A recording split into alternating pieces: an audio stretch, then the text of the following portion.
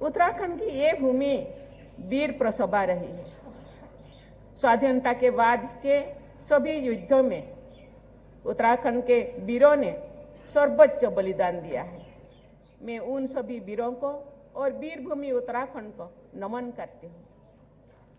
भारतीय सेना ने शामिल होकर भारत माता की रक्षा करने में यहाँ के युवा गर्व की अनुभव करते हैं।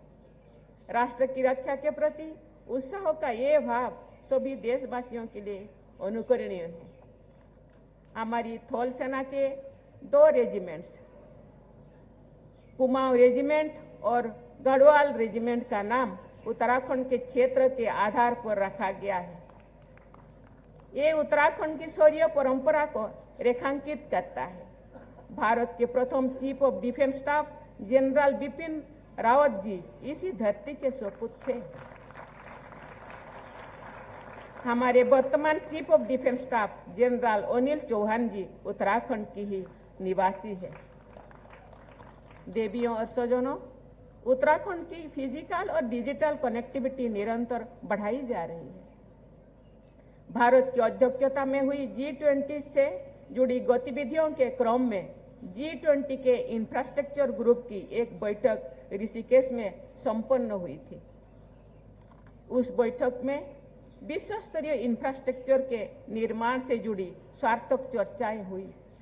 उत्तराखंड में इंफ्रास्ट्रक्चर डेवलपमेंट तेजी गति से हो रही है। साथ ही आपदा प्रबंधन पर विशेष ध्यान दिया जा रहा है। उत्तराखंड में हो रही बहुआयामी प्रगति से निवेशकों में उत्साह बढ़ रहा है।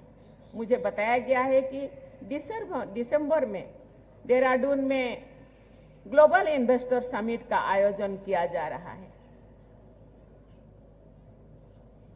इस जानकारी से मुझे प्रसन्नता हुई है कि पिछले सप्ताह तक ग्लोबल इन्वेस्टर समिट के तैयारियों के लिए आयोजित रोड शो में 21,500 करोड़ से अधिक के समझौता ज्ञापनों पर हस्ताक्षर की जा चुका है और इस राशि में निरंतर बढ़ोतरी हो रही है।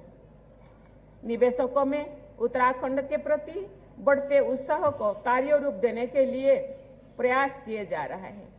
इन प्रयासों से उत्तराखंड के युवाओं के लिए रोजगार के अवसर बढ़ेंगे। मुझे ये जानकर प्रसन्नता हो रही है कि झारखंड के विकास में इकोलॉजी और इकोनॉमी दोनों पर जोर दिया जा रहा है। राज्य सरकार द्वारा ग्रॉस इन्वायरमेंट प्रोडक्ट यानी GEP का आकलन करने की पहल सराहनीय है। प्राकृतिक संपदा से परिपूर्ण इस राज्य में स्टेट GDP के साथ साथ स्टेट GEP पर ध्यान देने से सतत विकास का बल मिलेगा। मैं उत्तराखंड के निरंतर विकास के लिए राज्यों के सभी निवासियों को शुभकामनाएं देती हूं।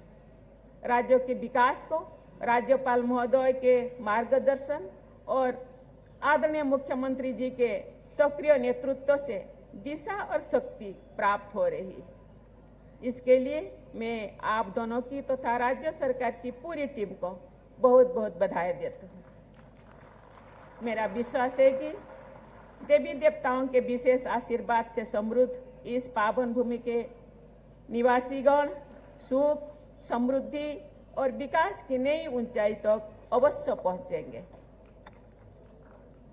राज्य स्थापना दिवस के आप सबको एक बार फिर बहुत बहुत बधाई। धन्यवाद। जय हिंद, जय भारत।